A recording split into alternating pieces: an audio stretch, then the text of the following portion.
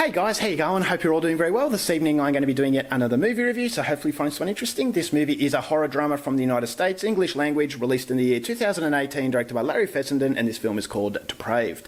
So Depraved is about a young man who has a very bright future. He loves his partner very much. He's just recently moved in with her, and they're actually having plans on a baby in the future. So everything is looking very positive, until one evening when he's walking home, he's stabbed in a frenzied attack and he dies.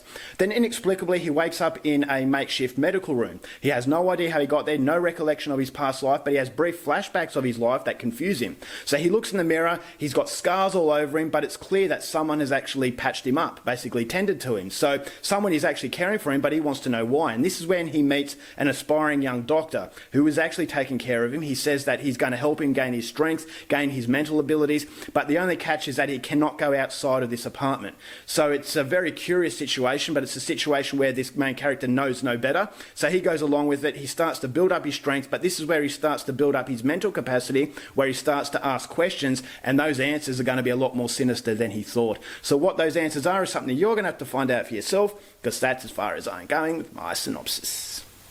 Now my thoughts on Depraved. For those of you who know American independent cinema, Larry Fessenden is a household name, but he's a household name as far as acting is concerned. And so I'm a massive fan of this guy, but I really wanted to know what he was like behind the camera. So this is a transition from acting to directing, which doesn't always work, but Larry Fessenden has a really strong sense of quirkiness to him. So I thought, all right, well, this is definitely a captivating enough reason to actually go out there and see this movie. I saw the trailer and I thought this looks very enticing, and so I had my fingers crossed that it's going to be an absolutely fantastic movie, but hesitations based on the fact that that transition that I just mentioned doesn't always work. And so what did I get from Depraved?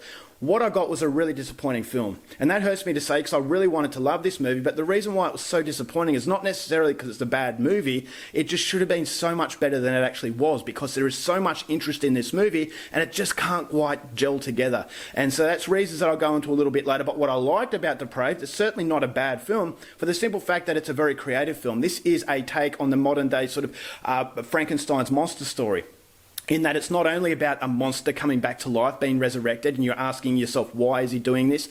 But it's also a movie about the corruption of innocence and basically people manipulating innocence. And so for that reason, you really gain a strong sympathetic quality towards this main character, is that he's going through life, he doesn't have any recollection of who he was. So it's a movie about self-identity and discovering who you are, but at the same time trying to fight off the wolves at the door. And so as these characters are trying to manipulate him, I felt a strong sense of injustice. I wanted to see this guy get what he needed, because it was just really unfair. And so without really getting into the story of this main character, I could still gain some sympathetic quality. It's also a movie about the morality of drugs company, of pharmaceutical companies, how far they will go to exploit human beings, and at the end of the day, we're just lab rats, we're guinea pigs for their experimentation for their benefit, basically the progression of this company. So that was a scary sort of thought as well, and that was something that again mixed in with the creativity that I thought made this movie worth watching. Thought this low budget sort of feel to the movie gave it a quirky style, a different sort of edge. I thought as though, all right, well, it actually felt like a movie from the 1990s, but in a good way, is because it just gave the movie a little bit more charm.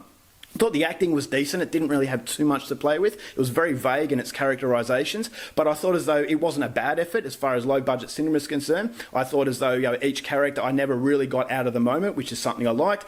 There is a little bit of gore, but the movie doesn't rely on the gore. It actually just relies on telling that tale. And so the Frankenstein's monster story, with a little bit of a twist, is basically just mouldering into its own sense of storytelling. So that was decent, and I thought the soundtrack gave it a little bit of emotion. There were moments that I actually felt as though it did tug on the heartstrings.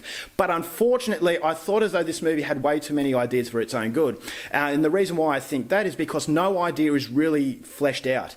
And the fact that it goes for 2 hours, I thought that's an indication that there are way too many ideas. He put way too many eggs in the basket and he just can't make it work. It was a recipe for a delicious cake, but it comes out burnt. I just thought as though it just tried too much. It was a little bit too extravagant for its own good. It looks very good, as I said. It doesn't try to anything too extravagant as far as production is concerned, but tries a little bit too much as far as story is concerned. So it has all these ideas. He wants to put them all together, but unfortunately, a lot of these ideas fall out. And because they fall out, I felt a strong sense of sourness to it. I didn't feel as though I was rewarded for sticking out the full 2 hours. And there was a lot of these elements of the story that were rushed.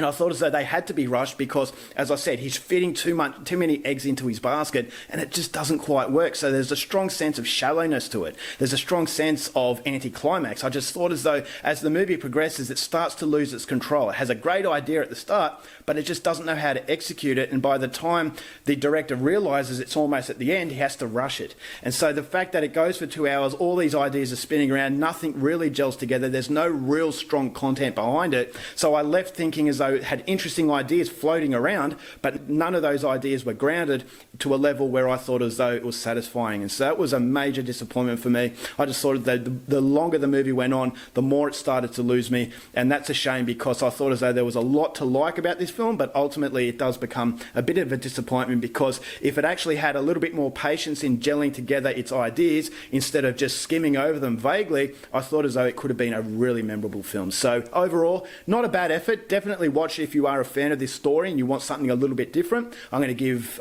Depraved 2 stars. All right, guys, that's it for my review. Hope you enjoyed it. Till next time, keep watching movies, and I'll see you later.